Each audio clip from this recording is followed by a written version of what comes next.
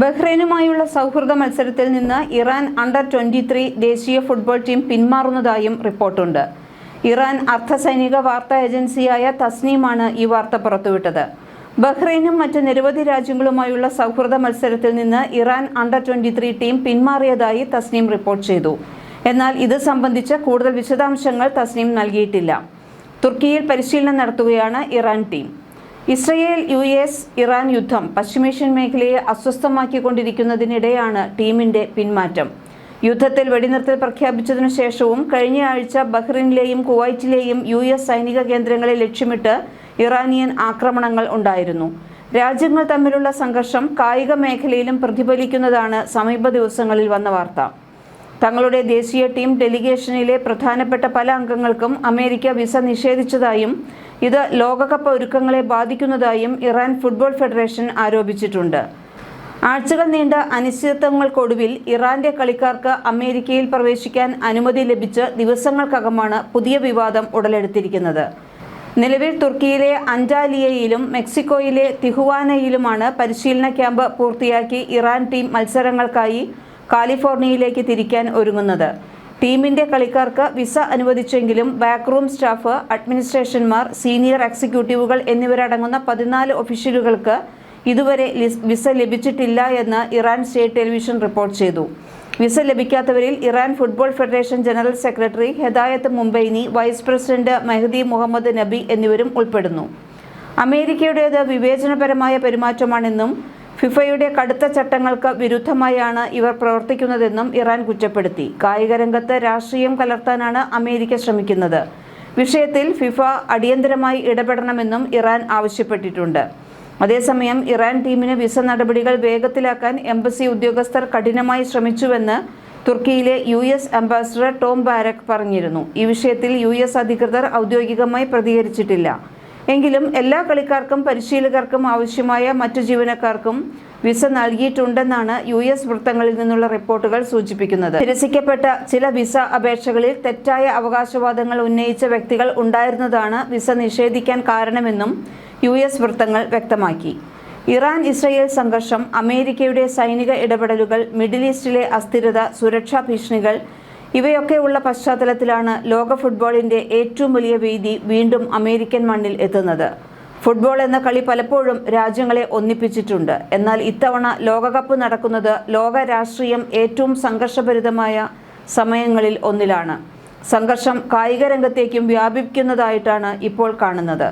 2026 June 17 ലോകം വീണ്ടും ഫുട്ബോളിന്റെ ആവേശത്തിലേക്ക് കടക്കുകയാണ്.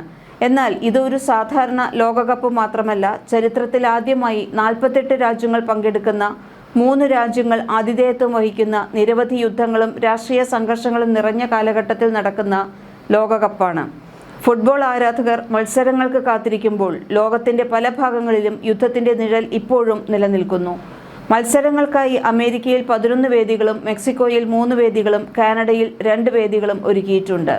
3 രാജ്യങ്ങൾ ആതിഥേയത്വം വഹിക്കുന്ന ആദ്യ ലോകകപ്പും ഇതാണ്. മെക്സിക്കോ 13 മത്സരങ്ങൾക്ക് ആതിഥേയത്വം വഹിക്കും. ഇതിൽ ജൂൺ 11 മെക്സിക്കോ സിറ്റിയിൽ ആതിഥേയരും ദക്ഷിണാഫ്രിക്കയും തമ്മിൽ നടക്കുന്ന ഉദ്ഘാടന മത്സരവും 3 നോക്കൌട്ട് മത്സരങ്ങളുമാണ് ഉൾപ്പെടുന്നത്. കാനഡയിൽ 13 മത്സരങ്ങളാണ് നടക്കുന്നത്. ജൂൺ 12 ടൊറന്റോയിൽ ആതിഥേയരും ബോസ്നിയ ഹെർസഗോവിനയും തമ്മിലാണ് കാനഡയിലെ ആദ്യ മത്സരം.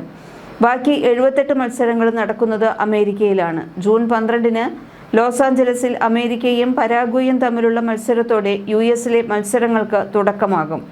ക്വാർട്ടർ ഫൈനൽ, സെമി ഫൈനൽ, ന്യൂജേഴ്സിയിലെ മെറ്റ്ലൈഫ് സ്റ്റേഡിയത്തിൽ നടക്കുന്ന ഫൈനൽ എന്നിവയുൾപ്പെടെയുള്ള പ്രധാന മത്സരങ്ങളെല്ലാം അമേരിക്കയിൽ തന്നെയാണ്. ലോകമെങ്ങുമുള്ള ഫുട്ബോൾ പ്രേമികൾ ഏറെ ആവേശത്തോടെ കാത്തിരിക്കുമ്പോൾ ആതിഥേയ രാജ്യങ്ങളിൽ തണുപ്പൻ പൊട്ടാണ്. കാരണം 3 ആതിഥേയ രാജ്യങ്ങളുടെയും ഔദ്യോഗിക കളിയോ ജനപ്രിയ കളിയോ ഫുട്ബോൾ അല്ല. റഗ്ബിയും ഐസ് ഹോക്കിയും ബാസ്കറ്റ്ബോളും ഒക്കെയാണ് തദ്ദേശീയർക്ക് പ്രിയം. പക്ഷേ ഏഷ്യ, ആഫ്രിക്ക, യൂറോപ്പ് എന്നിവിടങ്ങളിൽ നിന്നുള്ള കുടിയേറ്റം ഈ 3 രാജ്യങ്ങളിലും ഫുട്ബോളിനെ ഇപ്പോൾ ഏറ്റവും ജനകീയ കളിയാക്കി മാറ്റിയിട്ടുമുണ്ട്.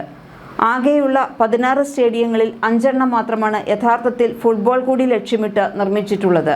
അവ മെക്സിക്കോയിലെയും കാനഡയിലെയും സ്റ്റേഡിയങ്ങളാണ്. ഇവ പോലും റഗ്ബി മത്സരങ്ങൾക്ക് വേണ്ടിയാണ് ഇപ്പോൾ ഉപയോഗിക്കുന്നത്. എല്ലാ സ്റ്റേഡിയങ്ങളും ഫിഫ നിയമപ്രകാരം പരിഷ്കരിച്ച് സജ്ജമാക്കിയിട്ടുണ്ട്. കലാശ പോരാട്ടത്തിന് വേദിയാകുന്ന അമേരിക്കയിലെ ന്യൂയോർക്ക് മെറ്റ്ലൈഫ് സ്റ്റേഡിയം 2000-ഓളം സ്ഥിരം സീറ്റുകൾ ഒഴിവാക്കിയാണ് നവീകരിച്ചത്. തദ്ദേശീയരായ അമേരിക്കക്കാർക്ക് ഫുട്ബോൾ ലോകകപ്പ് അത്ര വലിയ ആവേശമൊന്നും ഉണ്ടാക്കിയിട്ടില്ല.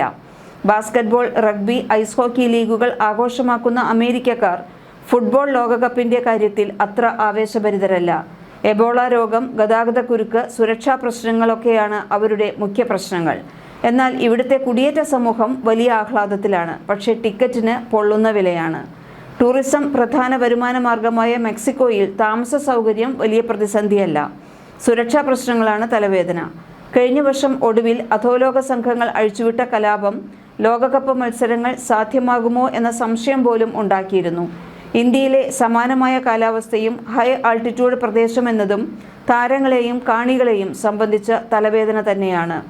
പ്രതിസന്ധി എത്ര കടുത്തതാണെങ്കിലും താരങ്ങളുടെ മഹാമേളയാണ് നടക്കാൻ പോകുന്നത്. ഇത് മെസ്സിയുടെ അവസാന ലോകകപ്പാകുമോ? എംബാപ്പയുടെ കിരീട സ്വപ്നം സഫലമാകുമോ? ബ്രസീൽ 6ാം കിരീടം നേടുമോ? ഇംഗ്ലണ്ട് 1966 ശേഷം വീണ്ടും കപ്പ് ഉയർത്തുമോ? ലോകകപ്പിന് മുമ്പ് തന്നെ ഇത്തരം ചോദ്യങ്ങളാണ് ആരാധകരെ ആവേശത്തിലാഴ്ത്തുന്നത്. ഉത്തരങ്ങൾക്കായി നമുക്കും പന്തുരുളുന്നതുവരെ കാത്തിരിക്കാം. ന്യൂസ് ഡെസ്ക്, മലയാളി വാർത്ത.